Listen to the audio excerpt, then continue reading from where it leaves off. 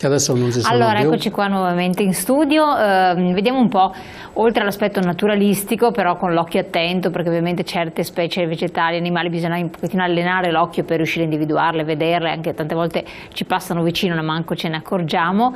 E invece i beni culturali sono un patrimonio esistente, ben visibile, visitabili lungo questo tragitto. Tra l'altro, proprio prima fuori onda stavo guardando, facendolo da Treviso, si passa vicino a Paese e poi si passa vicino a Villa del Conte, Campo San Piero, si attraversa comunque Campo San Piero, Piazzola sul Brenta, Carmignano Vicentino, Grisignano di Zocco, come diceva che giustamente si costeggia anche quella zona lì, Ponte di Barbarano e poi Cologna Veneta e via via si scende, Minerbe, si lascia Montagnana, vicino a Legnago fino ad arrivare ad Ostiglia, quindi un bel percorso, un bel tragitto interessante e lungo. Che cosa c'è lungo questo percorso? Voi avete, lei in modo particolare ha dato vita a due libri, io ce li ho qui ma sono visibili anche dalle nostre slide, le abbiamo fatte vedere anche prima, che illustrano proprio gli aspetti culturali e naturalistici di questo percorso ma anche storici. C'è proprio una storia che parte appunto dalla guerra mondiale, Ostiglia e dintorni, dal Muson dei Sassi al Sile, proprio identi da lei, l'Ostiglia poi ai dintorni, sempre dal Brenta al Muson dei Sassi, quindi eccoli qua, due tragitti, due percorsi storici, culturali, ma anche molto interessanti per l'aspetto sociologico poi che ne emerge.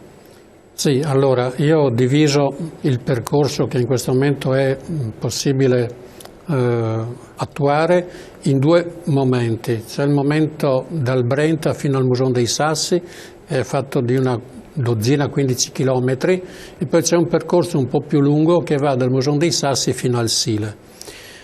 Le caratteristiche più importanti a mio avviso di questi due territori, se le mettiamo assieme, sono che tutti i fiumi che attraversano l'Ostiglia sono tutti fiumi di sorgiva.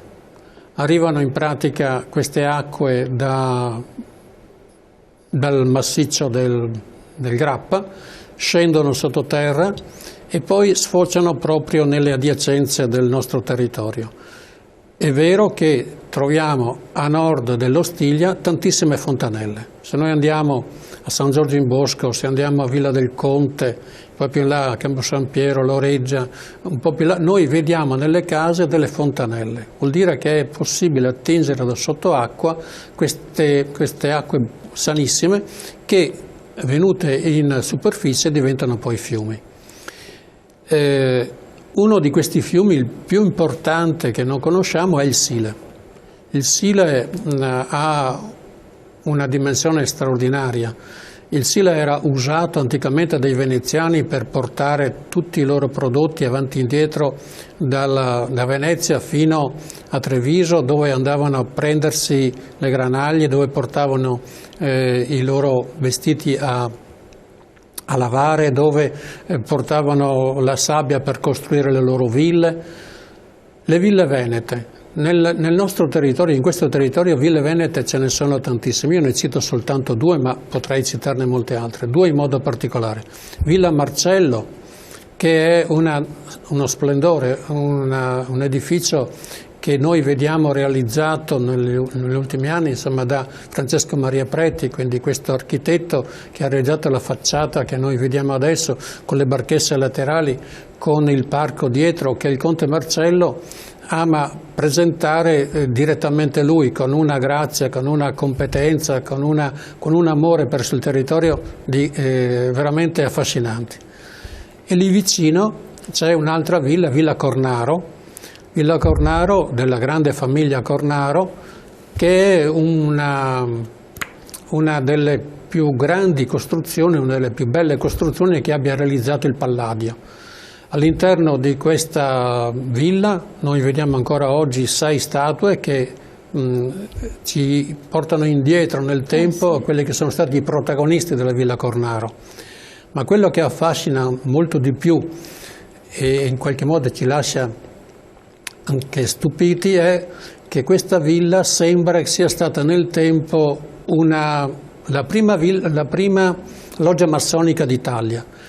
Tant'è vero che il giardino era una specie di percorso iniziatico al giardino, dal giardino si accedeva alla villa superando un ponte di 7 passaggi, quindi indicavano 7 peccati che si dovevano superare.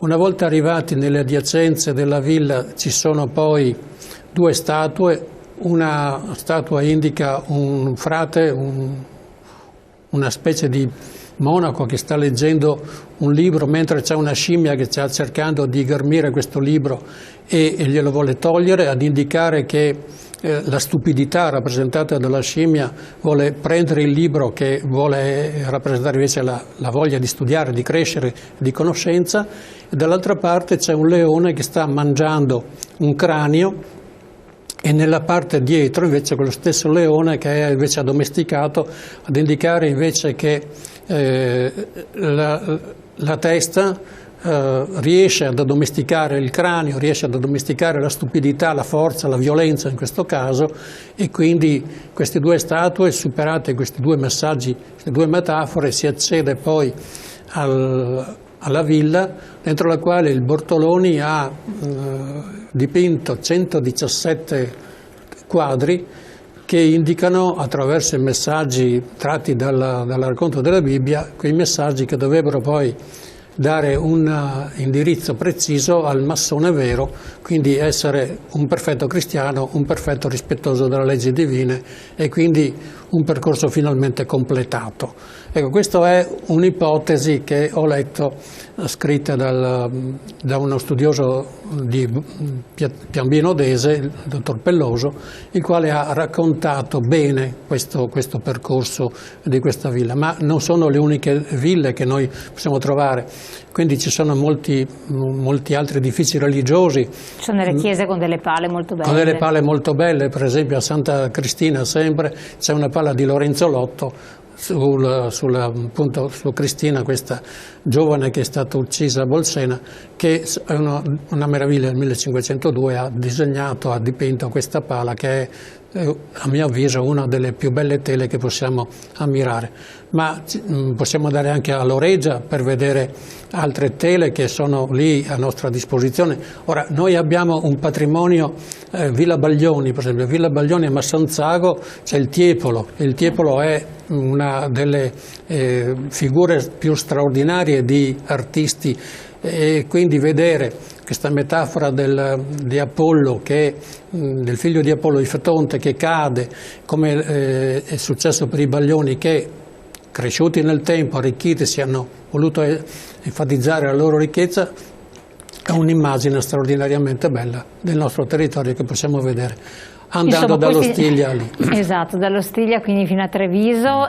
Questo era illustrato anche bene con delle bellissime foto dei cenni, appunto dicevo, storici, storiografici e culturali, eccetera, in questi 2 manuali che possono essere poi manuali per percorrere questo tragitto, divagare, insomma, trascorrere del tempo, tanto a piedi quanto, bisogna avere gambe perché fare un bel tragitto, però comunque meglio di tutti in bicicletta, è una cosa molto simpatica da fare, fa bene alla salute. Grazie al nostro ospite di aver fatto quest'opera importantissima e di averci supportato in questa trasmissione. Grazie Presidente dell'Auser Franco Pecentini. E questo è Auser, anche questo è Auser. E anche questo è Auser, esatto, quindi avete visto che queste sono cose che poi diventano di proprietà collettiva, quindi un patrimonio collettivo da condividere, e possono essere molto utili per passare anche il tempo libero.